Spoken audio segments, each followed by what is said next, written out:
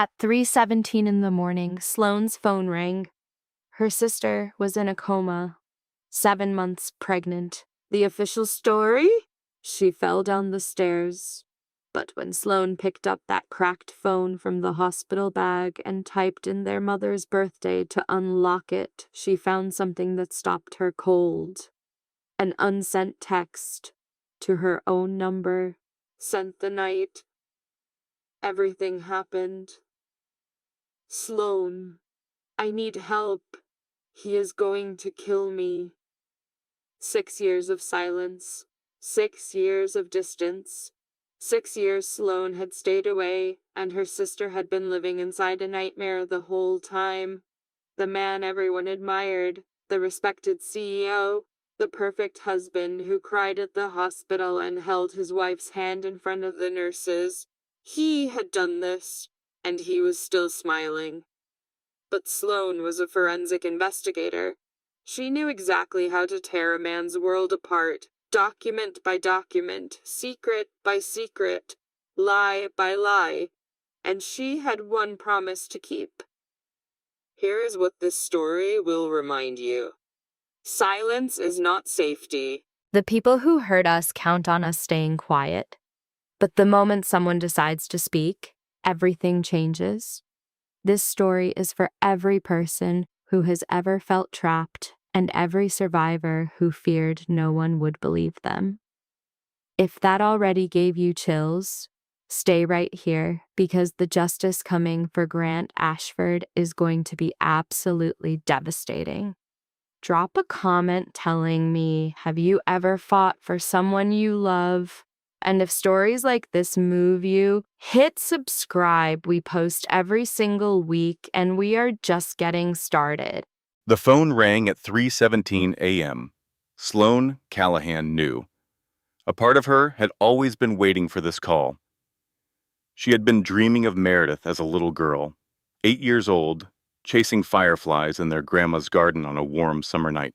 The phone rang a second time. Sloane's hand trembled as she reached for the phone. The screen cast a harsh, white glow in her dark Seattle apartment. Hartford Memorial Hospital, Connecticut. She answered. "Miss Callahan?" a woman's voice asked, calm and professional, the kind that is trained to deliver terrible news. "This is Nurse Patricia Hayes from Hartford Memorial." "Yes," Sloane said, her throat tight and her heart hammering against her chest. "I'm calling about your sister, Meredith Ashford." Sloane sat bolt upright in bed. The cold sheets twisted around her legs. "What happened?" There was a heavy pause, the kind that splits your life into a before and an after. "There was an accident. Your sister fell down the stairs at her house. She's in the intensive care unit." Fell. The word felt like a lie in the air. Sloane did not believe it for a second. "How bad is it?" she managed to ask. "She's in a coma. It's a traumatic brain injury. She is also 7 months pregnant. The baby is currently stable, but we need you to come. You are her emergency contact." Sloane squeezed her eyes shut. 7 months pregnant. She had no idea. Of course she didn't. They had not spoken in 6 years, not since their mother's funeral, not since Meredith chose that man over her own sister. "I'll be on the next flight out," Sloane stated, then ended the call. She sat in the silent darkness for a long moment. Rain slid down the glass of her window, blurring the Seattle city lights. Out there, the world was normal. People were sleeping, completely unaware that Sloane's own world had just been torn apart. She threw back the blankets and started packing. 3,000 miles away, 12 hours earlier, Meredith Ashford was in her kitchen making dinner. The room was a picture of perfection, with gleaming marble and professional appliances, a showpiece where no one ever really cooked. Meredith stirred risotto at the stove, her back aching and her feet swollen from 7 months of carrying her child. Her own body felt like a stranger's. Then she heard the garage door, the purr of Grant's Mercedes, and the solid slam of the car door. Her grip on the spoon tightened. Grant walked in from the mudroom, his footsteps heavy and deliberate on the hardwood floor. Meredith had learned to read those footsteps like a weather forecast. Light and fast meant a good mood. Heavy and slow meant a storm was coming. Tonight, a storm was coming. Meredith. His voice was flat and cold, the sound that always made her stomach twist in knots. She turned to face him. Grant Ashford, 40 years old, Chief Executive Officer of Ashford Industries. 6 feet 2 inches of expensive suits and inherited charm. The man she had married 8 years ago, who had then systematically destroyed her. His eyes were bloodshot. He smelled of whiskey. "How was your board meeting?" she asked, her voice perfectly even. She had learned to hide her fear. "Don't," he said, crossing the kitchen in 3 long strides. He grabbed her wrist, squeezing until she felt the bones grind. "Don't you dare pretend you don't know what this is about." "Grant, you're hurting me." "Good," he hissed, pulling her closer. His hot breath was on her face. "I saw you with Theo in the garden last week. What did you tell him?" "Nothing. We were just talking. He's your brother." "He's a weakling who can't keep his mouth shut." Grant's grip became a vice. "What did you tell him about us?" "Nothing, I swear." "Grant, please, the baby." For a split second, something changed in his eyes. Meredith thought she saw a flicker of humanity, a brief moment of hope that he might let go. She was wrong. The first slap cracked across her face, snapping her head to the side. Bright lights exploded behind her eyes. She tasted the metallic tang of blood from where her teeth had cut her lip. "Do you think I'm an idiot?" Grant let go of her wrist, and she stumbled back. "Do you think I don't know you're trying to poison my own family against me?" "I'm not. Grant, just listen to me." The second hit was with a closed fist to her temple. The whole world tilted sideways. The marble counter rushed toward her, and she barely managed to catch herself on the edge. "I gave you everything." Grant's voice was rising, losing its careful control. "This house, this life, anything you could ever want. And this is how you repay me?" Meredith's hand instinctively went to her belly. The baby kicked, a tiny flutter of life. She had to protect her daughter. She had to get out. She bolted from the kitchen, running through the main hall toward the front door. If she could only get outside, just get to the car. Grant caught her at the top of the grand staircase. His hand clamped down on her arm, and he spun her around. His eyes were wild, completely empty of anything but pure rage. "Where do you think you are going?" "Grant, please. I'm sorry for whatever I did." "I'm sorry?" he mocked with a cold, hollow laugh. "You're always sorry. You are pathetic. Do you know that? Absolutely pathetic." He pushed her. It was not a hard push. Grant was always too smart to use that much force. He knew how to inflict pain that could be explained away as an accident or clumsiness. But this time, they were at the top of the stairs. This time, she fell. The world became a dizzying blur of pain. Her shoulder slammed into the railing, her hip cracked against the step. She tried to curl into a ball to protect her stomach, to shield her baby, but gravity was relentless. She tumbled over and over, down, down, down, until she landed hard on the marble floor below. The pain was everywhere at once. She could not breathe, could not move. All she could do was stare at the huge chandelier above, its crystal teardrops glittering in the light. So beautiful and so cold. Grant's face appeared over her. His expression shifted instantly from rage to calculation, then to feigned concern, like an actor putting on a mask. "Look what you made me do," he said, his voice now calm, almost gentle. "You should have known better. A pregnant woman should not run on the stairs." Meredith tried to speak, to scream, but a creeping darkness was closing in from all sides, swallowing the light, swallowing everything.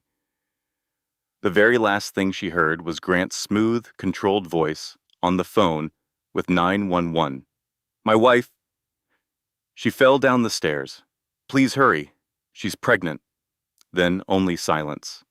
Sloane's plane touched down at Bradley International Airport at 7:45 in the morning.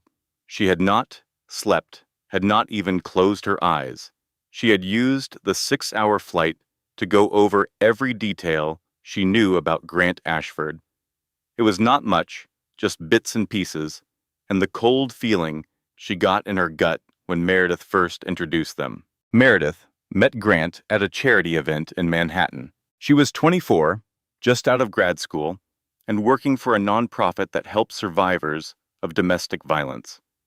The irony was so bitter, it could make you choke. Grant was 32 and already in charge of his family's corporation. With a net worth Sloane could not even imagine. He had charmed Meredith with expensive flowers, first-class trips, and promises of a perfect life. Sloane saw right through his act from day one. She was a forensic accountant, new to the job, but she had already learned how to spot the calculations behind a person's smile. Grant Ashford smiled like a man counting his money, and he looked at Meredith like she was his newest, most prized possession. Sloane rented a generic gray sedan at the airport. She drove through the Connecticut morning, past charming white churches and old stone walls, past autumn trees set ablaze with color. It was a picture-perfect place, the kind of place where horrible secrets are kept behind locked doors. Then Hartford Memorial Hospital rose up before her. The hospital looked like a concrete fortress. Sloane parked in the visitor section and sat for a moment with her hands gripping the steering wheel. She had a photograph in her wallet of two little girls in identical sundresses, their arms around each other, smiling at the camera. Sloane was 10 and Meredith was 8. Their grandmother had taken that picture at a family reunion. Sloane pulled out the photo and traced her sister's face with her thumb. So happy, so innocent. That was before their father's anger, before their mother's quiet, and before Grant Ashford. "I am here, Mir," Sloane whispered. "I am here now." She put the picture away, got out of the car, and walked toward the hospital. The automatic doors slid open with a quiet whoosh. The smell hit her right away. Antiseptic and recycled air, the universal scent of hospitals. The woman at the front desk told her to go to the ICU on the 4th floor. Sloane took the elevator. The doors opened to a quiet hallway with soft colors and hushed voices. The steady beeping of monitors came from behind closed doors. And there, in the waiting area, was Grant Ashford. He looked perfect. Of course he did. He wore a designer suit that was slightly wrinkled and had a concerned frown, looking just like a devoted husband watching over his injured wife. He stood up when he saw her coming. "You must be Sloane," he said, with a warm, welcoming voice. "Meredith talked about you so much. She always hoped you two would reconnect." Sloane studied his face. The rehearsed sadness, the calculated worry. His eyes did not match his mouth. The words spoke of sorrow, but his eyes said something else, something cold and watchful. "How is she?" Sloane asked. "The doctors say it is too soon to know. She hit her head when she fell. There is swelling in her brain." Grant's voice cracked at the perfect moment. "The baby is stable. They are monitoring her. Can I see her? Of course I will take you." He led her down the hall. They went past nursing stations, supply closets, and other families huddled together in their grief. He stopped at a door marked 412 and pushed it open. The smell of the room hit Sloane first, a mix of flowers and disinfectant. Then came the sound, the rhythmic whoosh of a ventilator and the steady beep of a heart monitor. Then she saw her sister, and her heart shattered. Meredith was in the hospital bed, with tubes and wires everywhere and a machine breathing for her. Her face was swollen and bruised, so badly she was unrecognizable. Her left eye was black and purple, and her lip was split open. Her arms lay still at her sides. Sloane walked slowly to the bedside, feeling like her legs were not her own. She reached out and took her sister's hand. It was so cold. The doctors say the swelling needs to go down before they can know the full extent of the damage. Grant's smooth, controlled voice came from behind her. They are optimistic she will wake up. It is just a matter of time. Sloane did not turn around. She could not look away from Meredith's face. "Leave us alone," she said. "Of course. Take all the time you need." His footsteps faded, and the door clicked shut. Sloane stood there for a long time, holding her sister's cold hand, listening to the machines that kept her alive. The ventilator pushed air into Meredith's lungs, while the heart monitor tracked 2 heartbeats, Meredith's and the baby's. She noticed Meredith's fingernails were bitten down to nothing, raw and ragged. Meredith used to have beautiful nails and would paint them every Sunday. Sloane remembered sitting on Meredith's bed as teenagers, watching her carefully apply coats of pink polish while they talked about boys and their dreams. When had she stopped caring for her nails? When had she started biting them down to the skin? When had Sloane stopped paying attention? "I am so sorry," Sloane whispered. "I should have fought harder. I should have made you listen. I should have dragged you away from him." The machines beeped their steady rhythm. Meredith did not respond. Sloane noticed a plastic bag on the side table for patient belongings. She reached for it. She found Meredith's phone inside. The screen was cracked, a spiderweb of broken glass. Sloane knew her sister's password. It was their mother's birthday, 0317. The phone unlocked. Sloane opened the messages and scrolled through normal things: hair appointments, grocery lists. She saw a text from someone named Charlie asking if she wanted to get lunch. Then she found it, a message to her own number that was never sent. The timestamp was from the night of the accident. The words blurred as Sloane cried, "Sloane, I need help. I should have listened to you. He is going to kill me." Sloane read it 3 times. Her hand shook, and she gasped for air. She looked at her sister's broken body, the bruises that were worse than any fall could cause. She saw the old scars on Meredith's forearms, faded but still there. Grant Ashford had not just hurt her sister once. He had been hurting her for years. And now, finally, he had almost killed her. Sloane carefully put the phone back in the bag as evidence. She needed to save everything. She leaned down and kissed her sister's forehead. "I am going to make him pay," she whispered. "I promise you, he is going to pay for every bruise, every scar, every moment of fear he ever caused you." The heart monitor beeped, steady and strong. Sloane straightened up and wiped her eyes. She had work to do. The ICU waiting room smelled like stale coffee and fear. Sloane sat in a plastic chair, watching and waiting. Grant had returned after giving her time alone with Meredith. He now sat across from her, scrolling through his phone and sighing sometimes, playing the part of the worried husband. Other families came and went. A woman with red-rimmed eyes, an elderly man clutching a rosary, a young couple, holding hands so tightly their knuckles turned white. All of them were bound together by the terrible fairness of tragedy. A doctor entered the waiting area. She wore a white coat and had tired eyes, the kind of exhaustion that comes from seeing too much suffering. "Mr. Ashford." Grant stood up immediately. Sloane stood up too. "I am Dr. Rebecca Thornton. I am in charge of your wife's care."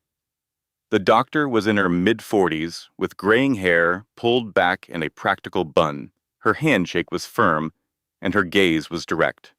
"How is she?" Grant asked, his voice cracking again, right on cue.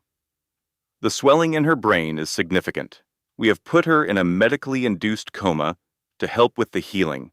The next 72 hours will be critical." "And the baby?" "Stable for now. We are monitoring closely. At 7 months, if we need to deliver early, the survival rate is quite good. But our priority is keeping both of them stable." Grant nodded and ran a hand through his perfectly styled hair. Whatever she needs, cost is not an issue. Of course, Dr. Thornton's voice was carefully neutral. She turned to Sloane. And you are? Sloane Callahan, Meredith's sister. Something flickered in the doctor's eyes, a sign of recognition or interest. I see. Could I speak with you privately for a moment? Grant stepped forward. Anything you need to say can be said in front of me. I am her husband. Hospital policy, I am afraid. Medical information for immediate family members. Dr. Thornton's smile was pleasant, but firm. It will only take a moment. She led Sloane away from the waiting area, down a corridor, and into a small consultation room. The door closed behind them with a soft click. Please sit down. Sloane remained standing. What is it? Dr. Thornton studied her for a long moment, as if she were making some kind of judgment. Your sister's injuries are consistent with a fall, she said finally. Down the stairs. That is what her husband reported, and that is what the police recorded. Bill? But there are other injuries. Older ones, healed fractures, old bruising patterns, scarring that suggests repeated trauma over a long period. Sloane's hands clenched into fists at her sides. You are saying he has been beating her. I am saying the injuries are consistent with a fall. All of them. Dr. Thornton's eyes held Sloane's. Do you understand what I am telling you? Yes. Sloane's voice was barely a whisper. I understand perfectly. Without your sister's testimony, there is nothing I can report beyond what I have documented in her medical file. The police have already closed the investigation, calling it an accident. Of course they have. Bitterness crept into Sloane's voice. He is Grant Ashford, old Connecticut money with friends in all the right places. Dr. Thornton nodded slowly. I have seen this before. Men like him always seem to get away with it. Not this time. Sloane met the doctor's eyes. A heavy silence filled the space between them. Your sister named you as her emergency contact, Dr. Thornton explained. Not her husband. That was no accident. Sloane hadn't considered it, but it was clearly intentional. Even after 6 years apart, Meredith still held on to a thin hope that her sister would come for her. How long has she been treated here? Sloane asked. This is her 3rd visit in 2 years. Always from a fall, always an accident. Her husband always brings her in, and always leaves, before I can speak with her privately. The words 3rd visit tasted bitter. I asked her once if she felt safe. She looked horrified and insisted everything was fine. Then her husband returned, and she fell silent. Sloane shut her eyes. 3 times. At least 3 separate times, Meredith was hurt enough to need a doctor, and every time she made excuses for him. She protected him. That is what victims so often do. They shield their abusers, sometimes until it is too late. Thank you for sharing this with me, Sloane said. I can't do anything officially, but I felt you had to know. Dr. Thornton hesitated. For whatever it is worth, I truly hope she wakes up, and I hope things are finally different for her when she does. Sloane opened her eyes. They will be, she promised. I will personally see to it. Grant was just outside the office. His carefully crafted expression of concern faltered for a second when he saw Sloane, but it snapped right back. The worried husband, the devastated partner. Is everything okay? He asked. Just some medical forms. As her sister, there were papers I had to sign. Of course. He walked beside her as she headed back to Meredith's room. I am so glad you came, Sloane, truly. Meredith would have wanted you here. Would she? She spoke of you all the time. Missed you more than you know. I always told her she should call you.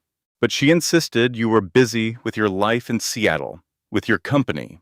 Sloane stopped and turned to face him directly. Let us be very clear about one thing, Grant. Her voice was steady and cold, the one she used right before she dismantled a witness in court. I know exactly what kind of man you are. I have known since the day I first met you. Grant's expression remained unchanged, but his eyes hardened. A snake preparing to strike. I am not sure what you are implying. My sister is in that hospital bed because of you. We are both aware of that fact. And when she wakes up, all of this is going to change. Grant's smile never faded. Grief makes people act strangely, he said softly. It makes them search for someone to hold responsible. I get it. But Meredith had a fall. It was a horrible accident. The police looked into it. There is nothing else to discuss. For now, Sloane walked into Meredith's room without looking back. The following hours were a complete blur. Sloane stayed by Meredith's bed, holding her hand and talking about anything and everything. She talked about the Seattle weather, her company, and a small coffee shop near her apartment with the best cinnamon rolls. She told Meredith about the time she uncovered a chief executive officer who had embezzled $20 million. He had tried to buy her off, then threatened her, but she took him down anyway. That is what I do, Mayor. I find the men who believe the rules do not apply to them, the ones who think their money and power make them invincible, and I prove them wrong. The ventilator hissed. The heart monitor beeped steadily. Grant believes he is invincible, but he is mistaken. I will uncover everything he is trying to conceal, every single secret, and I will ruin him with it. Meredith's hand was still, cold, and unresponsive in hers. A gentle knock on the door broke the silence. A young woman in her late 20s, with brown hair and a loose ponytail and red, swollen eyes, entered. She was wearing scrubs and a visitor's pass. I am so sorry to bother you, she said, her voice raspy from crying. I am Charlotte Reeves. Charlie. I am a friend of Meredith's. Sloane, her sister. A flicker of recognition crossed Charlie's face. Oh my goodness, she talked about you constantly. She missed you terribly. Sloane got up and gave her the chair. Please sit with her. Charlie went to the bedside and took Meredith's other hand as tears flowed down her face. I should have done more, she whispered. I knew something was not right. I felt it. But she always had a reason. She was clumsy. Or she walked into a door. I never pushed her for the truth. You could not have known. I should have. Charlie's voice broke. I am a nurse. I handle domestic violence situations all the time. I recognize the patterns. But with Meredith, she just shook her head. She was so skilled at hiding it. And he was always so charming, so perfect. Sloane pulled up another chair and sat beside her. Tell me about him. Tell me everything. Charlie looked up, her eyes filled with guilt, grief, and something like hope. Where do I start? At the beginning. So Charlie talked about how Grant controlled everything. Meredith's schedule, her friends, her clothes, her money. She explained how he would show up unexpectedly at their lunches, and how Meredith's phone was always tracked. She talked about the bruises she had noticed but never mentioned, and the way Meredith flinched when Grant raised his voice. She remembered the time Meredith had shown up at her apartment at midnight, shaking and refusing to say what had happened. She made me promise not to tell anyone, Charlie said. She said he would know. He always knew everything. Did she ever try to leave? Once, about 2 years ago. She stayed with me for 3 days. Then he showed up with flowers and apologies, promised it would never happen again. He cried and begged, and she went back. She always came back. Charlie took out her phone and showed Sloane photos of Meredith at a baby shower, smiling. But Sloane noticed what everyone else missed. She saw how Meredith angled her body from Grant, how her hand hovered protectively over her ribs, how her smile never truly reached her eyes. We all saw it, Charlie said softly. We just pretended not to because it was simpler. Sloane stared at the photos for a long time. It was all evidence. Building the case, she was already forming in her mind. I need your help, Sloane said. I am going to bring him down, but I cannot do this by myself. Charlie wiped her tears and squared her shoulders. Whatever you require, I will do it. Good, because things are about to get messy. That night, Sloane got a hotel room near the hospital. She stood at the window, gazing at the city lights, replaying everything she had learned. Her phone buzzed. It was her business partner, Derek. "I got your message," he said. "I have already started pulling all the information we can get on Ashford Industries." From the outside, the guy is spotless, a perfect reputation, a known philanthropist, a respected member of the community. But there are rumors, legal settlements that were quickly buried, employees who resigned without notice. A source of mine at the Securities and Exchange Commission said they had some questions about his defense contracts a while back, but it never led to anything. "Keep digging," Sloane instructed. Derek hesitated. "Are you certain you want to do this? Grant Ashford has very influential friends. If we take a shot at him and fail, he will ruin us." Sloane thought of Meredith, of the machine breathing for her, of the unsent text message on her phone that read, "He is going to kill me." "I will not fail," she said. "Cancel my meetings, reschedule everything. I am staying in Connecticut until this is over." For how long? For as long as it takes. She ended the call and sat on the bed. The exhaustion of the day settled on her, but she could not afford to rest. Not now. She had a job to do. The funeral was an elaborate affair. Their mother would have despised it. Elizabeth Callahan was a down-to-earth woman who would have preferred a simple, quiet service with only family. Instead, Meredith allowed Grant to arrange the entire thing. A service in a grand cathedral with hundreds of attendees, most of whom had never even met Elizabeth. Sloane stood at the reception and observed the scene.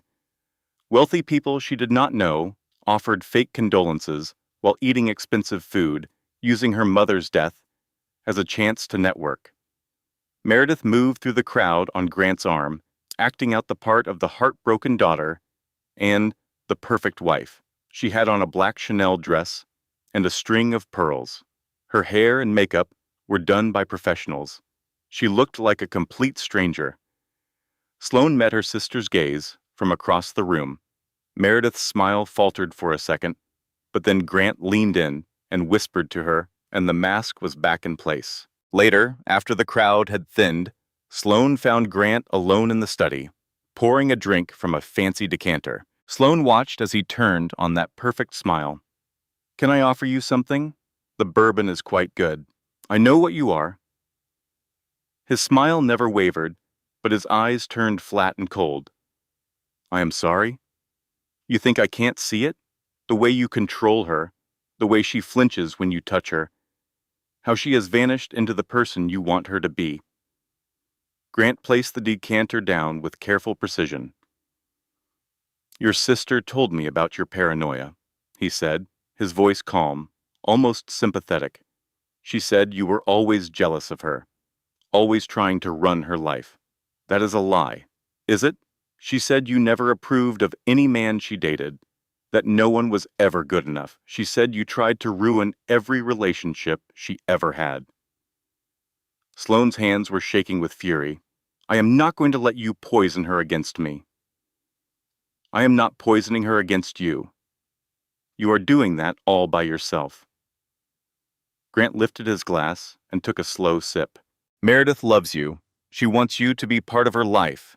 But if you cannot accept that she chose me, then maybe it is best if you two take a break from each other." The study door swung open. Meredith was standing in the doorway, her gaze shifting between them, sensing the tension and the anger. "What is going on?" she asked. "Nothing, darling." Grant's voice was warm and loving again. "Your sister and I were just getting to know one another." Sloane turned to Meredith. "He is manipulating you, Mare.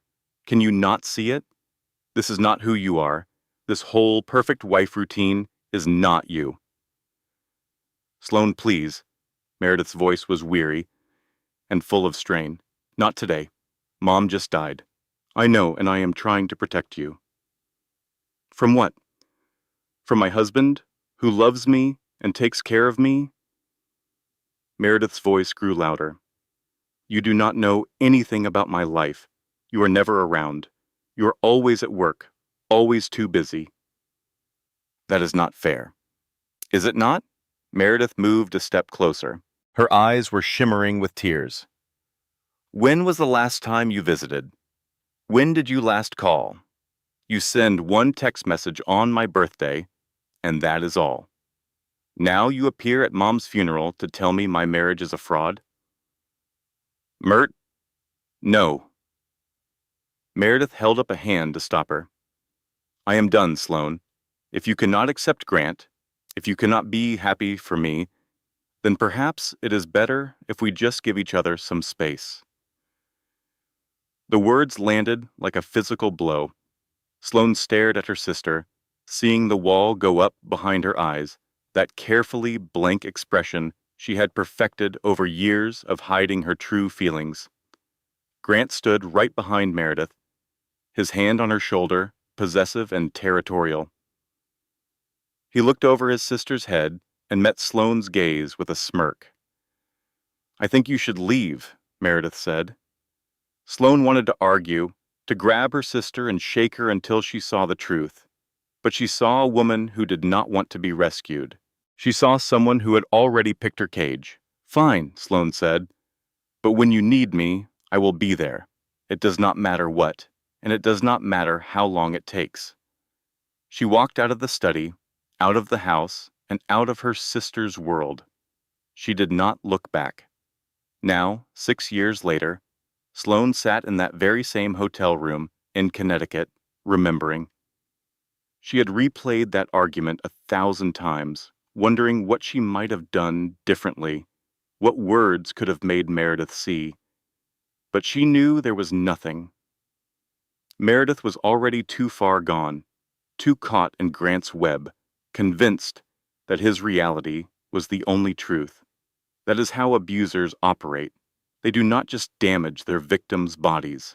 They damage their minds, their sense of self, and their ability to trust their own judgment until they can no longer distinguish between what is real and what is fabricated.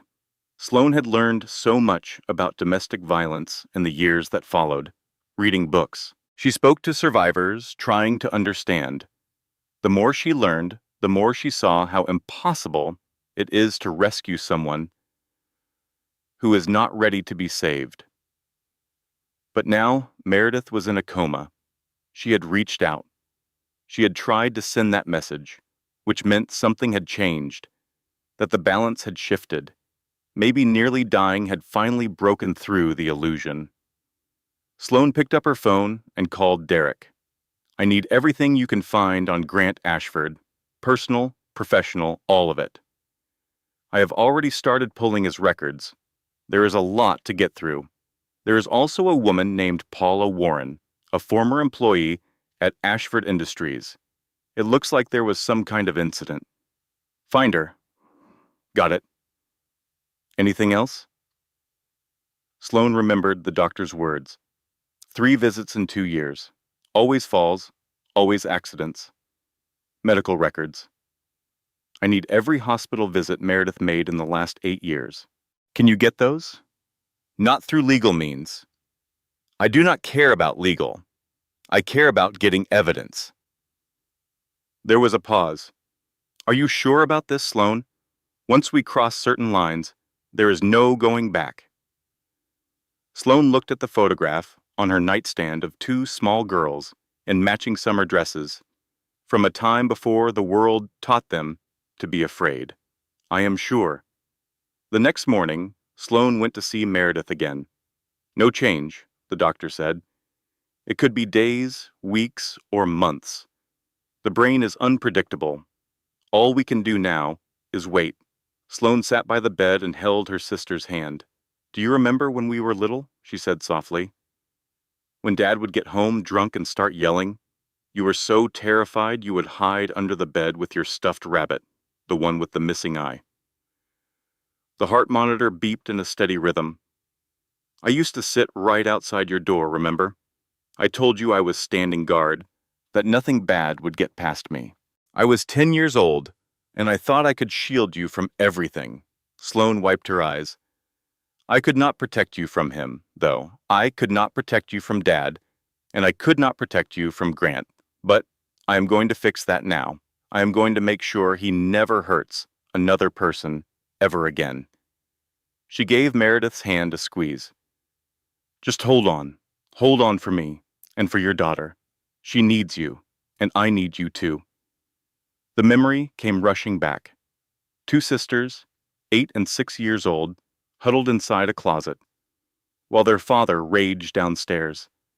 The sound of breaking glass, their mother's screams.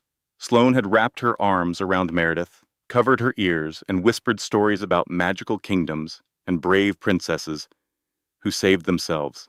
"It is okay. I have got you. I will always protect you." Meredith had looked up at her with those big, trusting eyes. "Promise?" "I promise. Sisters forever. Sisters forever." They stayed in that closet until the noise finally stopped. They waited until their father passed out on the couch and their mother came upstairs with fresh bruises and a tired smile, pretending everything was normal.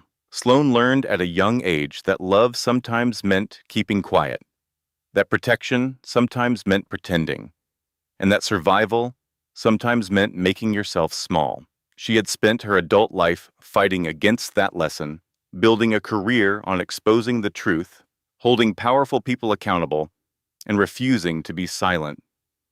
And now, at last, it was time to use everything she had learned for Meredith. The file on Grant Ashford got thicker every day. Sloane had claimed a corner table at a coffee shop near the hospital.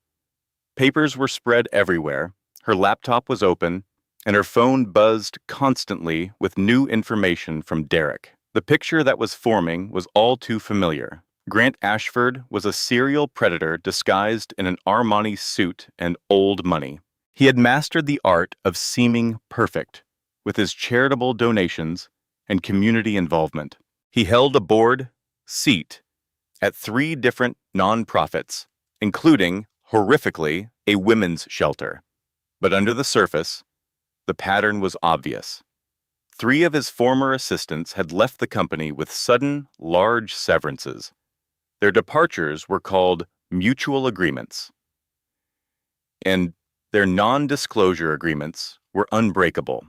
2 ex-girlfriends from before Meredith had filed police reports for harassment. Both of those reports had mysteriously vanished from the system. And then there was Paula Warren. Derek found her living in a small town in Maine. She reluctantly agreed to talk. Sloane drove 3 hours to meet her at a diner off the highway. Paula was 38 now, thin and on edge. She kept glancing at the door, as if expecting someone to burst in. "I worked as his executive assistant for 2 years, she said, her voice quiet and controlled. "He was charming at first. So charming. He made me feel special, important." "What happened?" Paula's hands trembled around her coffee mug. It began slowly, with little touches, comments about how I looked. "Then he kissed me after a late meeting. I told him I was not interested. He said he understood, and the next day, he acted like it never happened, but it did not stop. It never stops with men like that." Paula's eyes were distant, haunted. "He wore me down. Eventually, I gave in. We had an affair for 6 months. I thought he loved me. What changed?" "I got pregnant." Paula's voice cracked. "I thought he would leave his wife. I thought we would build a life together.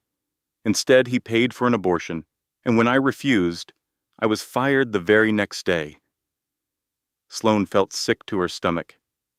"Did you go to the police?" "He had a recording of me in his office, saying things I should not have said." Paula wiped her eyes. "He said if I ever talked, he would destroy me. My reputation, my career, everything. So I stayed quiet, moved away, and started over." "I'm so sorry." "Do not be sorry. Be effective." Paula met her eyes. A fierce light flickered in their depths. "I heard about his wife, what he did. If you are going after him, I want to help. I will testify. I will tell everyone what he is. You might not have to testify, but I need your story documented. Everything you can remember. Dates, times, names. Paula nodded slowly. I can do that. For her. For all of us. Back at the hospital, Sloane found Detective Marcus Webb waiting in the hallway outside Meredith's room. He was 52 years old, with gray at his temples, and the kind of weariness that comes from decades of seeing humanity's worst side. He showed her his badge. Miss Callahan, I am the lead detective on your sister's case. I thought the case was closed. Officially, yes, an accidental fall, but I received a call from Dr. Thornton. She had some concerns about the medical report. Sloane's heart began to beat faster. What kind of concerns? Off the record, Webb glanced around and lowered his voice. Your sister's injuries do not match a simple fall. The patterns of the bruises, the previous fractures. This whole situation feels wrong. So, what is your plan, Webb? That is the issue. Grant Ashford knows important people. The chief got a call from the mayor. The district attorney heard from a golf buddy. They all want this case buried. And you are just going to allow it? I never said that. Webb looked at her, his expression resolute. I said the official case is shut. But unofficial inquiries can find surprising things. Sloane watched him, weighing her options. What do you need? Proof. Something solid they cannot ignore or make disappear. I think I can help with that. I had a feeling you could. Webb gave her a card. My private cell. If you find anything, you call me. Not the precinct. Me. Sloane accepted it, a tiny spark of hope igniting. Why are you doing this? Webb was quiet for a long moment before his strained voice answered. I once had a sister. It was a similar story with a different man. She did not make it. He cleared his throat. I refused to see that happen again. Grant came back to the hospital that night. From the hallway, Sloane saw him enter Meredith's room. She watched him sit, take his wife's hand, and whisper something she could not hear, but she saw his grip tighten on Meredith's fingers and the fake smile on his face. He stayed for exactly 30 minutes. Then he checked his watch, stood, adjusted his tie, and left without looking back. Sloane trailed him down the corridors and into the parking garage. She kept her space, hidden in darkness, and watched him get into his Mercedes and leave. He was not going home. She followed him through Hartford's winding streets, past wealthy suburbs, to an industrial zone near the river. He pulled into the lot of a building with no sign. He went inside. Sloane parked across the road and waited. An hour passed before Grant came out with another man who was younger and looked anxious.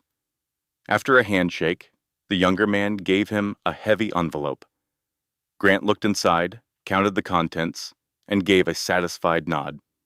Then they each got into their own cars and left. Sloane remained in the parking lot for a long time, thinking. Grant Ashford was more than a violent husband. He was hiding a much bigger secret, and Sloane was determined to find it. That evening, a package arrived from Derek. It contained financial papers and internal memos, acquired through some clever computer work they would never discuss. The information was damning. Ashford Industries had been overcharging on government contracts for years. Millions were moved through fake corporations and offshore accounts everywhere from the Cayman Islands to Switzerland. Grant Ashford was worth over $200 million, and most of it was stolen from the United States government. He is more than just a monster, Sloane whispered. He is a criminal. She called Derek.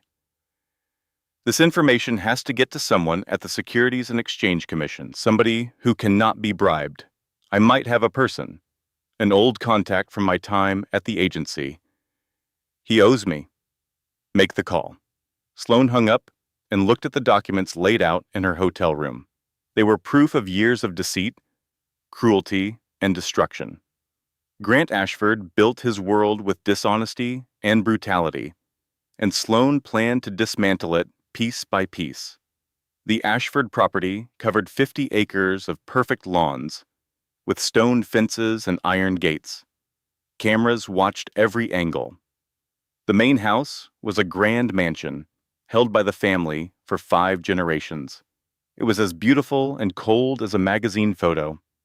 Sloan was summoned by Vivian Ashford, Grant's mother, the woman who ruled the family with a steely grip and a silk glove. A maid guided her down marble halls decorated with portraits of dead ancestors. They entered a sitting room that likely cost more than Sloane's apartment. Vivian was on a sofa, with perfect white hair and pearls at her neck. A tea set was laid out. "Please have a seat, Miss Callahan." Sloane remained on her feet. "What do you want? I admire your directness." Vivian poured tea with an expert hand. "Sugar or milk?" "I did not come for tea." "No. You came because your inquiries and allegations are upsetting my son." Vivian placed the teapot down, her gaze as sharp as a diamond. "I am telling you to stop, and if I refuse, then measures will be taken. My family has significant influence, legally, politically, and personally." Vivian's smile was cold. "I would hate to direct that influence at you." Sloane stepped closer, standing over the older woman. "Your son beat his pregnant wife into a coma. He has hurt her for years, and you want me to look away?" Vivian's face was a mask. "Marriages have challenges. That is a private matter. My son has never hurt a soul." "The doctor's report says something different. Medical reports can be interpreted in various ways." Vivian lifted her cup and drank lightly. "My son is a good man, a success, and a respected member of this community. Your sister is lucky to have him." Rage grew inside Sloane. "Lucky? She is in a coma. A terrible accident. These things happen." Vivian put her cup down. "You are not wanted here, Miss Callahan. Not in this home, this city, or my son's world. I suggest you go back to Seattle before things get unpleasant." For a tense moment, neither spoke. The silence between them felt like a taut wire. "I am not going anywhere," Sloane finally said. "And when I am done, your son is going to jail. Your precious family name will be dragged through the mud, and everyone will know exactly what kind of monsters you raised." She turned and walked out. Vivian's voice followed her, icy and threatening. "You have no clue what you are up against." Sloane found Theodore Ashford in a downtown bar. He was drunk, slumped in a booth with a nearly finished whiskey. He looked nothing like his brother. Where Grant was sharp and calculating, Theo was soft and weak, a man who had lived his whole life in another's shadow. Sloane slipped into the seat opposite him. "Go away," Theo mumbled. "I do not care what you want. The answer is no. I just want to talk." "About what? My brother? My lovely sister-in-law?" He laughed with bitterness. "About how I am a coward who says nothing? I know all that." "You tried to help her once, Charlie told me." Theo went still, his eyes fixed on her. 3 years ago," Sloane went on.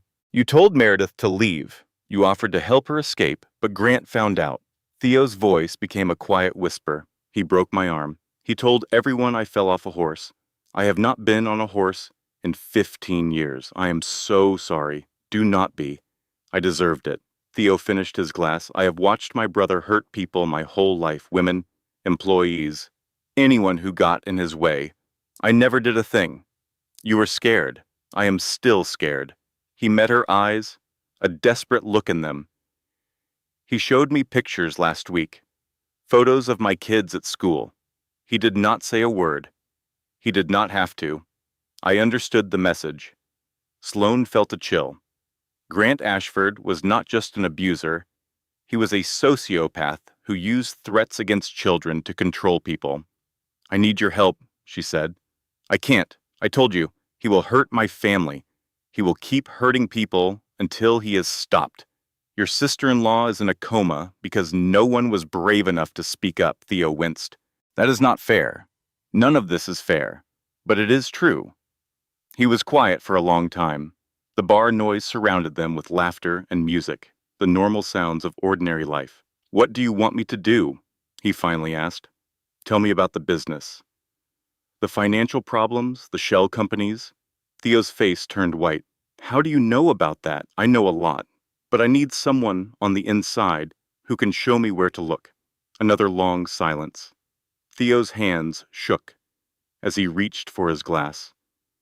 "There is a safe in his office at the house. It is behind a painting of our grandfather." His voice was almost a whisper. "That is where he keeps the important documents, the real records he does not want anyone to see. Can you get me in? Are you insane? The house has more security than a fortress. There must be a way." Theo rubbed his face. "There is a charity event next week." It was a formal charity event at his mansion, a perfect cover. While everyone mingled downstairs, his study would be empty. "Can you get me on the guest list?" I must be crazy. But Theo was already nodding, pulling out his phone. "He will kill me if he finds out. You realize that, right?" "He will not find out. And after this, you will be free from him too." Theo stared at her, his eyes a mix of hope and terror, a desperate wish to believe. "Sisters forever," he whispered. "What?" "That is what Meredith always called you to." A faint smile crossed his face. "She said you were the most courageous person she ever knew, that you never broke a promise." Sloane felt a lump form in her throat. "I try. Please do not fail her. She is the only decent person in this entire family." The gala was a spectacle, with 500 guests under crystal chandeliers, as a quartet played Vivaldi. It was the elite of Connecticut, all fake kisses and business deals, pretending to care about the night's cause. Sloane chose a simple, elegant black dress for the night, the kind that helped her blend into the shadows. Grant, on the other hand, was the master of ceremonies. He accepted sympathies for his wife's condition, looking perfectly heartbroken.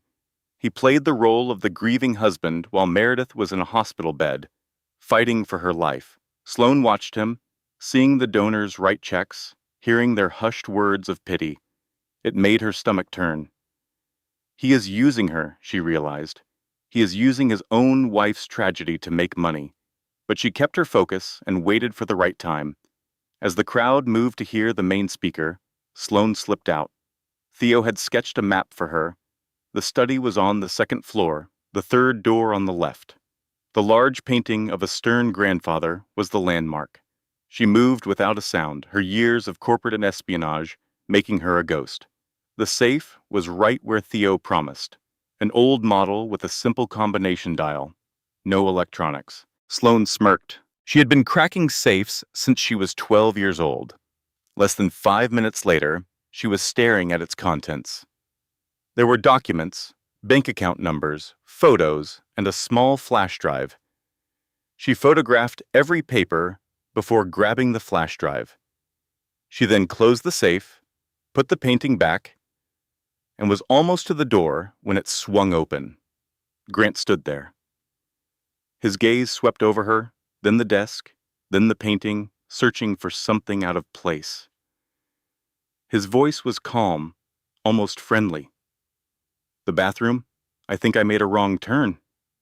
"The bathroom is on the main floor."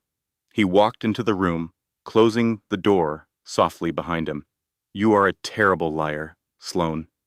Just like your sister was." Sloane's heart hammered against her ribs, but her voice was level. "I have no idea what you are talking about." "I think you do." Grant edged closer, like a wolf stalking its prey. "I have been watching you. You have been asking questions, digging into my life, my family."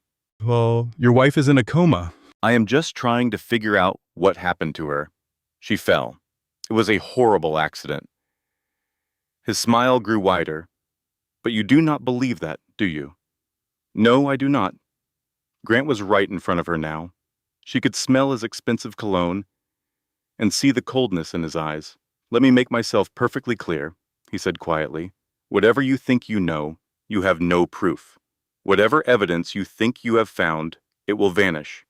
And if you continue to push this, you will be very sorry. Is that a threat? It is a promise. He leaned in, his warm breath on her ears. Tragic accidents seem to happen all the time, especially to people who ask too many questions. He straightened up and gave her his perfect smile. Now, enjoy the party. And then he was gone. Sloane was left alone in the study, her heart pounding and her hands shaking. But the flash drive was safe in her pocket, and she was still in the fight. This was not over, not even close. The flash drive held everything. It had financial ledgers, private messages, pictures, and the most damning thing of all, security camera footage from their home dated the night Meredith fell. Sloane watched it 3 separate times. Each viewing felt like swallowing shards of glass. Grant comes in through the garage, visibly drunk. He finds Meredith in the kitchen. You cannot hear the words, but you can see the violence. The slap, the punch, Meredith trying to run, and Grant chasing her. At the top of the stairs, he grabs her arm, twists her around, and shoves her. She tumbles down. He stands at the top of the landing, just watching, for 32 seconds. He just stares at his wife's broken body. Then he walks down, steps right over her, and calmly dials 911. My wife, she fell down the stairs. Please get here fast. She is pregnant. His voice was full of worry, the perfect husband. Sloane stopped the video. She stared at Grant's face on the screen, the mask of concern already perfectly in place. The performance had already begun. She had him, but she knew a video was not enough. Grant had powerful allies, the best lawyers, and a system built to shield men just like him. Sloane had to build a case so strong that no amount of money or influence could tear it down. She started with his finances. James Whitmore met her in a Hartford coffee shop. He was 55, with distinguished gray hair, a board member at Grant's company, who was growing suspicious. I have had my doubts for years, he said in a low voice. The books never seemed right, but Grant always had a clever explanation. Sloane laid out the documents from the safe. Whitmore's face lost all its color. My God, this is huge. $23 million or more, moved through fake companies, stolen from government projects. If this is legitimate, the Securities and Exchange Commission will destroy the company. Good, Sloane said, leaning in. I need your help to make sure this evidence sees the light of day, to get it to the right people. Whitmore sat in silence for a long time, weighing his career against his conscience.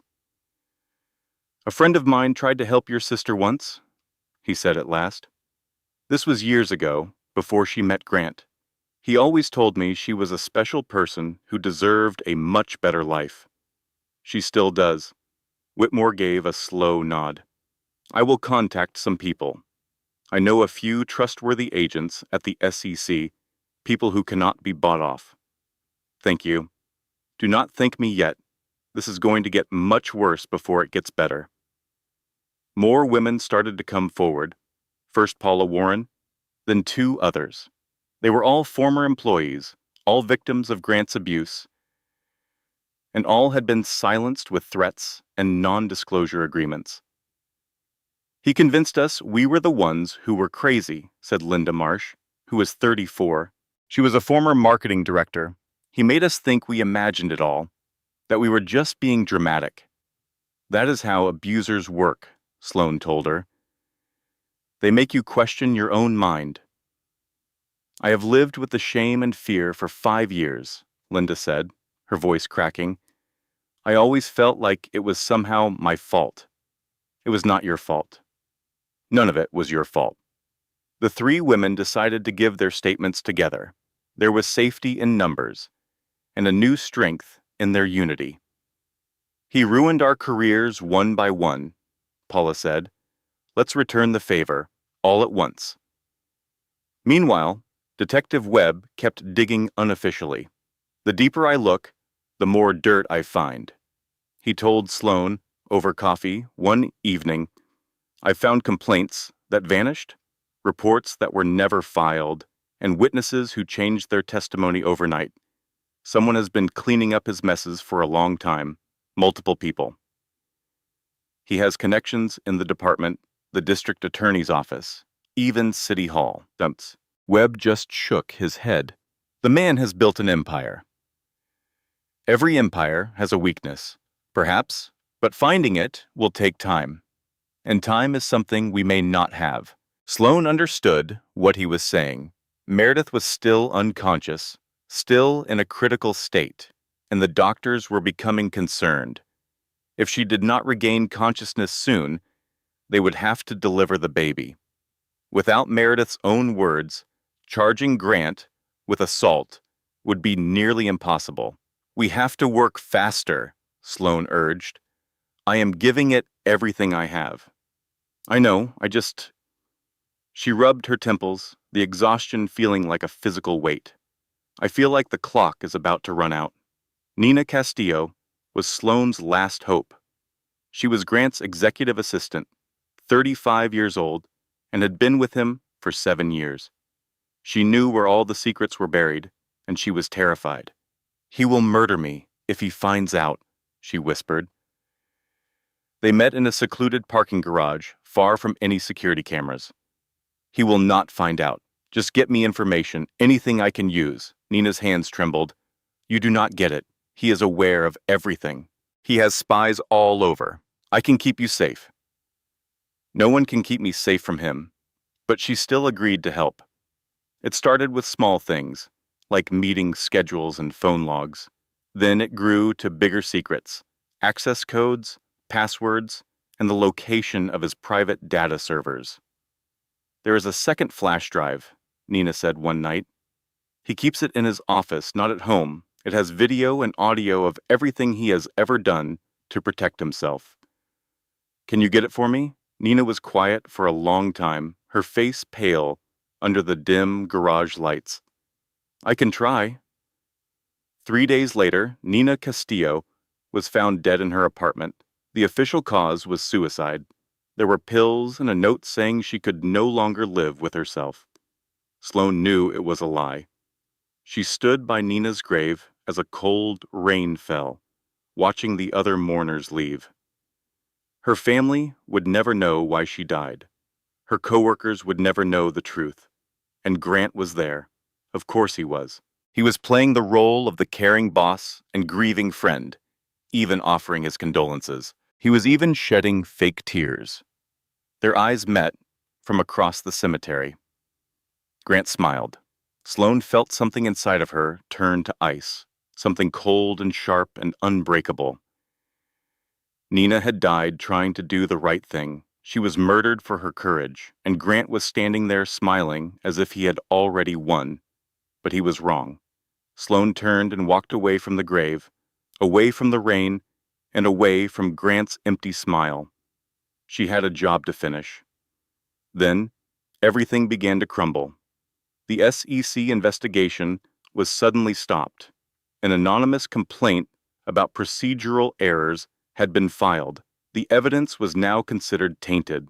Sloane knew it was Grant's powerful friends interfering. Theo stopped answering her calls.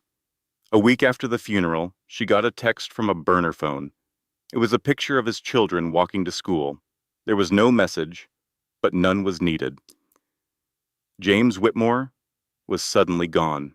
His assistant said he was on an extended vacation, and his office had been completely cleared out. Paula Warren called her, sobbing. Someone had sent anonymous tips to her new job. They were copies of recordings Grant had made of her years before, edited to look damning. She was fired immediately. I should have known better, she cried. He always wins. He always finds a way. One by one, Sloane's supporters vanished, retreated, or went quiet. And then Grant came to see her. He appeared at her hotel room at 9 in the evening. Sloane opened the door and found him standing there, perfectly dressed and composed, a slight smile on his face. "May I come in?" "No. Suit yourself." He leaned on the doorframe. "I wanted to give you one last chance to walk away. I am not going anywhere." "That is what I thought, but I was hoping you might come to your senses." He pulled out his phone and showed her the screen. "Do you know what this is?" It was photos of Sloane at the gala, at the coffee shop with Whitmore, and at the parking garage with Nina. "You have been watching me. I watch everyone." Grant put the phone away. "This is what is going to happen next. You will board a plane tomorrow. You will fly back to Seattle, and you will never try to see my wife again. Or else what? Or else bad things will begin to happen to your company, your name, your name, and your friends." His smile grew wider. "Is that a threat, Sloane? Are you threatening to murder me the same way you murdered Nina?" "Nina took her own life. Everyone is aware of that." His eyes were cold and empty. It was a tragedy. She was always so unstable. "You are a monster. I am a very successful man who simply protects what belongs to him." Grant stood up taller. "Your sister made her decision a long time ago. She chose me. She is mine. Nothing you can do will ever alter that. She is in a coma because of what you did to her. She had an accident. That is what the police determined. That is what the doctors concluded. That is what everyone accepts as the truth." He started to walk away, then stopped. "Go home, Sloane, before you have a tragic accident of your own." He turned and walked down the hall. Sloane stood in the doorway, shaking with a mix of rage, fear, and something else she could not identify. She shut the door, locked it, checked the windows, and even slid a chair against the knob for good measure. Then she sat on the cold bathroom floor, her back against the tub, and cried. For the first time since it all started, she let herself feel completely hopeless. It was 3 a.m, the hotel room was pitch black, and the weight of it all was crushing her. Grant was too powerful, too well-connected, and far too careful. He had been getting away with this for years. What on earth made her think she could stop him? Nina was gone. Thea was scared into silence. The SEC investigation was shut down. The women who had agreed to speak out were now being systematically ruined. Maybe he is right, she thought. Maybe I should just give up and go home. She called the hospital, an automatic reflex by now, to check on Meredith. "No change," the night nurse said gently, "but she is stable. The baby is stable. We are holding out hope." Sloane hung up and stared at the dark ceiling. Hopeful. She thought of Meredith's unsent text message. "I should have listened to you. He's going to kill me." She remembered Paula Warren sobbing over the phone, saying she should have known better. She pictured Nina Castillo, who just wanted to try. All of these women were fighting, losing, and dying because one man thought he was above it all. Maybe I cannot defeat him. Maybe he is just too strong. Maybe I am just one woman against an entire empire. The thought settled in her chest like a heavy stone, but then another thought surfaced. What if I do not even try? What if I walk away right now? What will happen to Meredith? What about her daughter? What about all the other women Grant will hurt in the future? Sloane sat up and wiped her face. No, she was not allowed to give up. That was not who she was. She had promised Meredith she would make him pay. She had promised Nina she would keep her safe. She had told Paula that none of it was her fault. Those promises had to mean something. They had to. Sloane stood up, walked to the window, and looked out at the glittering city. "You think you have already won," she whispered, "but you have not. Not yet. And I will make sure you never win again." The next morning, a call came from Nina's sister. "I found something among Nina's possessions. She left instructions that if anything ever happened to her, I was supposed to send this to you." A package arrived by courier that afternoon. Inside was a flash drive and a note in Nina's neat handwriting. I knew he would find out. I knew what would happen, but I wanted to do one right thing before I died. This is everything. Use it. Make him pay for what he did to all of us. Sloane plugged the drive into her laptop and found exactly what she had been looking for. The drive held Nina's insurance policy, full of recordings of Grant's phone calls and private conversations. It was years of evidence she had secretly gathered, waiting for the day she might need it. Sloane listened to every second, took detailed notes, and pieced everything together. There was Grant discussing how to make harassment complaints vanish. There was Grant arranging payments to a city councilman. There was Grant laughing about how simple it was to control people through fear. And then came the most damning recording of all. It was Grant, the night before Meredith's accident. She has been talking to my brother, asking questions about the money. If she does not stop, I will have to do something about it. There was a pause, then another man's voice, one she did not recognize. What kind of something? Whatever is necessary. She is my wife. She belongs to me. And I will do whatever I have to do to keep her in her place. Sloane contacted Paula Warren and the others. I know what happened. I know you are afraid. But I have proof now. Real proof. The kind that cannot be buried or dismissed. Slowly, they started coming back. First 3 women, then 4, and then 6, all with their own stories, all with their own scars, and all ready to stand together. We have nothing left to lose, Paula said. He has already taken everything from us. We might as well take something back. Detective Webb listened to the audio recordings. This is enough to act on, he said, a hint of hope in his voice. Conspiracy, obstruction of justice, maybe even a confession to premeditated assault. Can you arrest him? Not just yet. But I can reopen the investigation and take this to the district attorney. He paused. The new district attorney. The old one just stepped down. Apparently there were some issues with his campaign funding. Sloane smiled. James Whitmore had come through for her, after all, quietly, from the sidelines. But he had done it. The board meeting was set for Thursday. James Whitmore had called for an emergency session. Attendance was mandatory, no substitutes allowed. The official topic was routine budget reviews and quarterly reports. The real topic was the complete takedown of Grant Ashford. Sloane prepared meticulously. She made evidence packets for every single board member containing financial documents, the audio recordings, the testimonies of 6 women, and of course, the video. The night before the big meeting, Sloane went to see Meredith. She sat by the hospital bed, held her sister's hand, and talked to her just like she always did. It is almost over, Mare. I found it all, every single one of his secrets and all of his lies.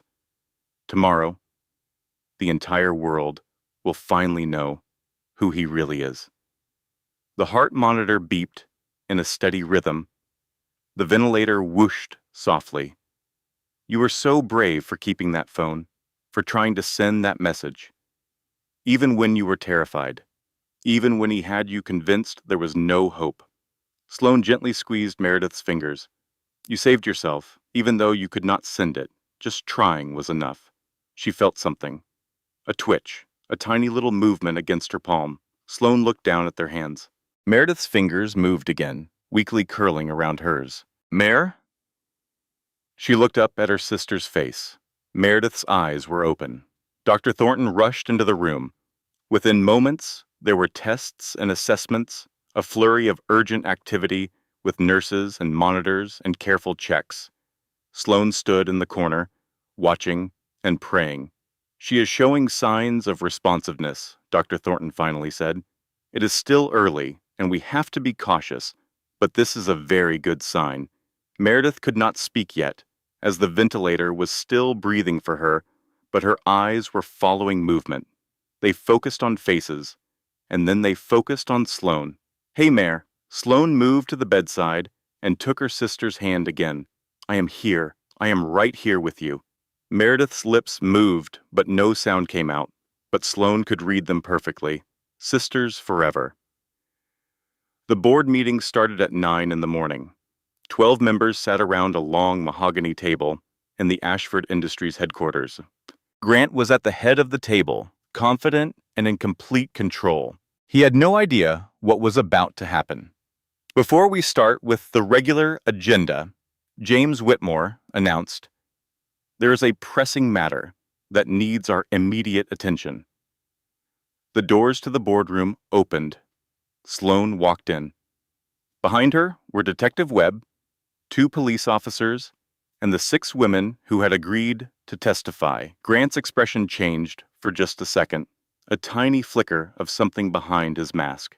Then his pleasant smile returned. "What is all this? This is a private meeting." "Not anymore," Sloane said. She placed the evidence packets on the table, one in front of each board member. These documents detail 10 years of financial fraud committed by Grant Ashford, $23 million stolen from government contracts and moved through shell companies. Murmurs filled the room as pages began to turn. There is also evidence of criminal conspiracy, obstruction of justice, witness tampering, harassment, and assault of multiple employees. Sloane looked directly into Grant's eyes. "And attempted murder?" "This is absurd." Grant's voice was still smooth, but his eyes narrowed. "Sloane is my sister-in-law. She has spent years trying to ruin my family. This is nothing but a web of lies and manipulation." "Then I am sure you will not mind watching this." Sloane gave a nod to Detective Webb. He plugged a laptop into the conference room's large display. The video started. It showed the kitchen, Grant walking in, Meredith backing up. Then came the slap, the punch, the chase, and the fall. For 32 seconds, Grant just stared at his wife lying at the bottom of the stairs. Then, in a calm, controlled voice, he called for help. The room was utterly silent. Board members gazed at the screen, horrified. Some had to look away, while others could not take their eyes off the scene. Grant's composure finally shattered. "That video has been altered. It is manipulated. This is an absolute setup. The video was recovered from your own home security system," Detective Webb stated, "along with years of other recordings that reveal a clear pattern of abuse and illegal activities." Grant Ashford, Webb's voice was now formal and official, "You are under arrest for attempted murder, fraud, conspiracy, and obstruction of justice." The officers started to move in. "This is a mistake," Grant said, backing away. "I am Grant Ashford. Do you have any idea who my friends are? I will have your badge. I will have all of your badges. You are certainly welcome to try." Webb gestured to the officers. "Put him in cuffs." The handcuffs made a sharp clicking sound as they closed. Grant was escorted through the room, past the board members who refused to meet his gaze, past the women he had tormented for years, and past Sloane, who stood as still as a statue. He paused right in front of her, leaning in close. "This is not over," he hissed. "You have no idea what you have just done." "I honored my promise," Sloane said softly. "That is all that matters." And then he was led away. The story erupted within hours. CEO arrested for attempted murder and fraud. Ashford Industries stock plummeted. 6 women stepped forward with allegations of abuse.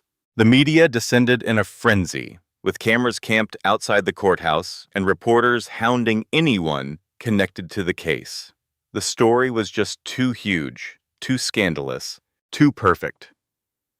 Grant Ashford, the celebrated golden boy of Connecticut high society, was exposed as a monster. Sloane stayed away from the cameras. She had no desire to be part of that circus. Her entire focus was on Meredith. Just 3 days after the arrest, Meredith was conscious and speaking. The ventilator had been removed. Her voice was frail and raspy. After weeks of silence. But she could talk, she could understand, and she could finally share her side of the story. Detective Webb took her statement with gentle patience, giving her all the time she required. He was so charming at first, Meredith recalled, her eyes gazing into the distance. So charming. He could make you feel like you were the only person on Earth. By the time I saw his true colors, I was already trapped. When did the abuse begin? It started so slowly, so gradually, that I barely noticed it at first. A small criticism here, a little insult there. He isolated me from my family and my friends. She glanced over at Sloane. My sister. Did you ever attempt to leave, once? He found me within a day. He brought me back and promised it would never happen again. Meredith's voice grew stronger. It happened again. It always happened again. Can you tell us what happened on the night of the incident? Meredith closed her eyes and took a deep breath. He came home furious. He accused me of talking to his brother about the business, about his secrets. Her hand moved to her stomach, and the baby kicked against her palm. He hit me. I ran. He caught me at the top of the stairs. Did he push you? Yes. The word was barely a whisper. He put his hands on my shoulders, looked me straight in the eyes, and shoved me. And then I was falling. Thank you, Mrs. Ashford. That is enough for now. The trials started 4 months later. By then, Meredith had given birth to a healthy baby girl. 7 pounds, 2 ounces, born 3 weeks early, but she was strong and perfect. She named her Hope. Hope Callahan, never Ashford. The trial was a media sensation. Every seat in the courtroom was taken. Reporters camped out on the steps. The whole nation was watching. Grant pleaded not guilty. Of course he did. His legal team claimed it was entrapment, that the evidence was faked, a simple family feud. But the proof against him was overwhelming. There was the video, the financial documents, and the testimony of 8 different women. 2 more had come forward after seeing the others find their courage. Meredith took the stand on day 12. She entered the courtroom wearing a simple black dress, without makeup or jewelry. She looked directly at Grant as she approached the stand. He stared right back, that same cold smile playing on his lips, but his eyes told a different story, something empty and defeated. Meredith recounted her story, every detail of it. 8 years of abuse, the escalation, the isolation, and the fear that had become her shadow. I believed him. When he told me nobody would ever believe me, she said, her voice now steady and strong. I believed him when he told me I deserved it. I believed him when he said I had nowhere else to turn. What was the turning point? The prosecutor asked. Meredith looked toward Sloane, who was sitting in the front row. My sister returned, and she reminded me that I was not alone, that I never had to be alone again. Grant's attorney attempted to discredit her testimony. He suggested she was lying, or confused, or being manipulated by her sister. Meredith remained resolute. I know what happened to me. I know what he did. I have the scars to prove it. Her gaze met Grant's one last time. And I am not afraid of him anymore. On day 18, the verdict was in. Guilty.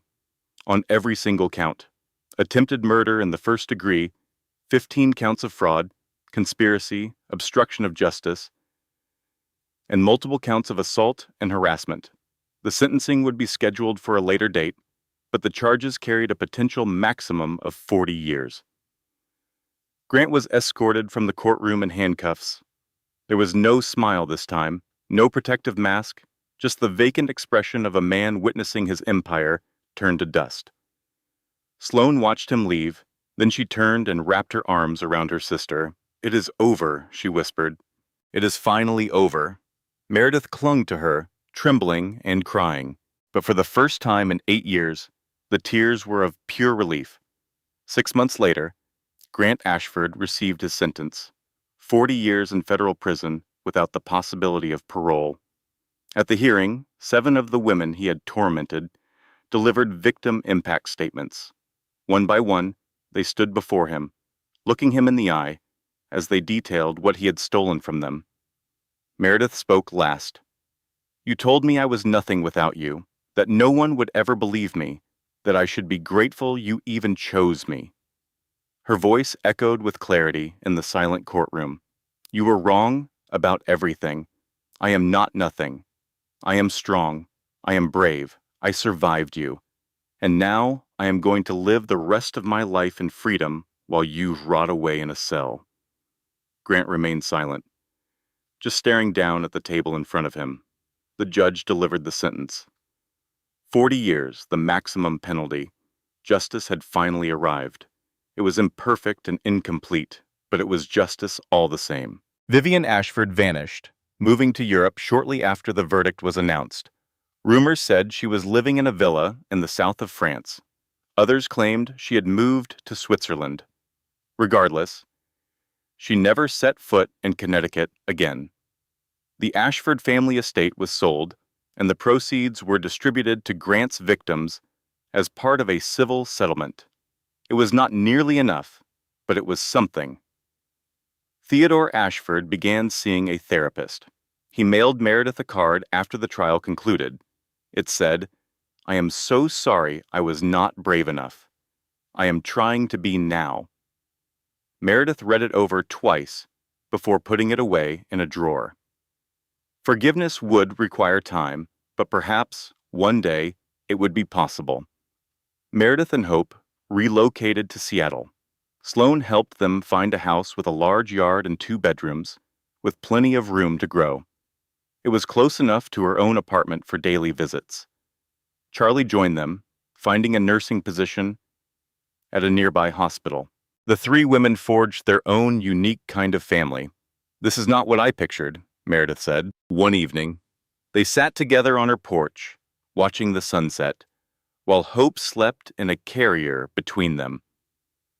"When I used to dream about my future, this was not it. It's not it. A single mom, starting over at 33, still jumping at every loud noise. What did you imagine? I cannot even remember anymore." Meredith replied with a smile that was sad but genuine. "Maybe that is for the best. Perhaps the life I once imagined was never meant for me anyway. It was not. But this one is." Meredith looked at her sister. "How can you be so sure? Because you are free, because you are safe, because you have a daughter who will grow up understanding what real love looks like." Sloan reached out and squeezed her hand. "Because you have me, and I am not going anywhere. Not ever again." Hope was 9 months old when she took her very first steps. Sloan was there naturally. She was always there now. The baby toddled across the living room floor, her chubby legs unsure, her arms extended for balance. Meredith knelt at one end, and Sloan was at the other. "Come on, Hope. You can do it." The baby beamed, revealing 4 tiny teeth, took another shaky step, then one more, before tumbling right into Sloan's arms. She did it. Meredith was crying, but they were happy tears this time.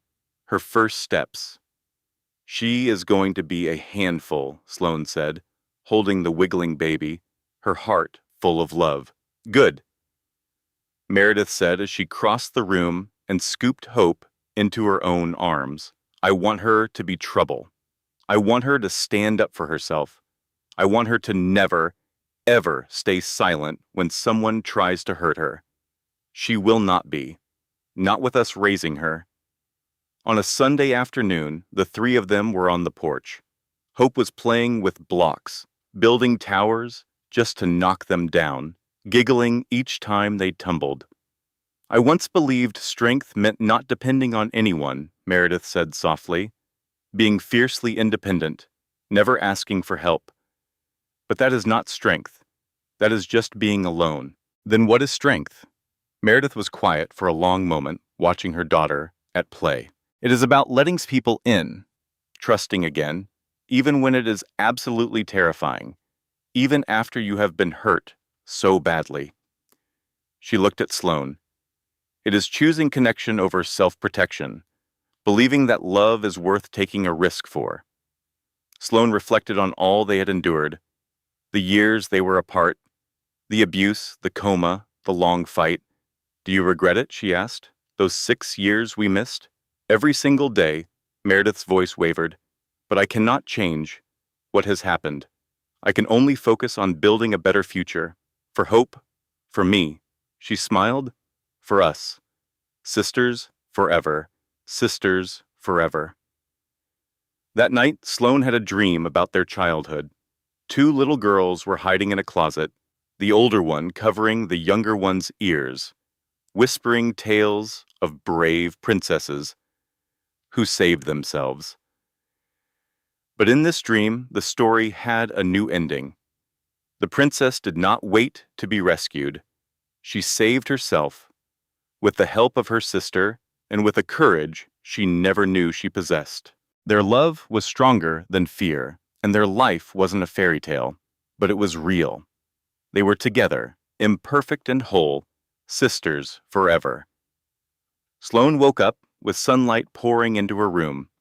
She lay still for a moment, listening to the birds, feeling a deep peace that had taken years to find. Her phone buzzed. It was a text from Meredith that said, "Coming for brunch. Hope is demanding to see her aunt." Sloane smiled. She got up, dressed, and drove through the Seattle morning to her sister's home. Meredith answered the door, holding Hope, and the baby reached for Sloane right away, her chubby fingers grasping. "Someone missed you." Sloane took the baby, held her close, and felt the solid warmth of the tiny life she helped save. I missed her too.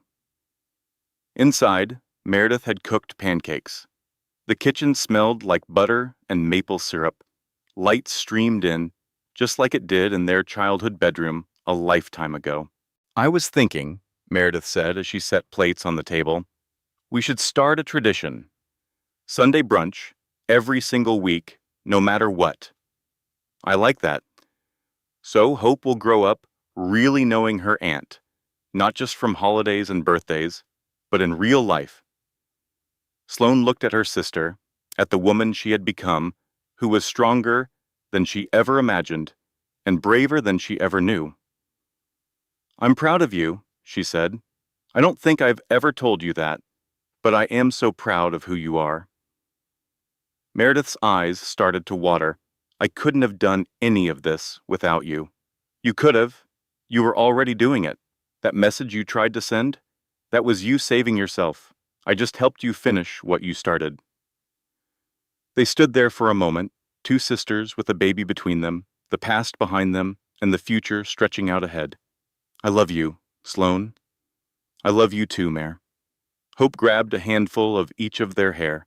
She pulled them close, laughing, and in that moment Sloane understood. This was what healing looked like. It was not the absence of pain, but the presence of connection, of love, of people who show up for you again and again. She had made a promise to her sister 24 years ago, in a closet, while the Faber father raged downstairs. "I'll always protect you." It had taken a long time, through years of distance, silence, and pain, but she had kept that promise. And she would keep it for the rest of their lives. If this story touched you, I would love to read your thoughts in the comments below. Have you ever had to fight for someone you love? Have you ever found a strength you did not know you had? Share your story with our community.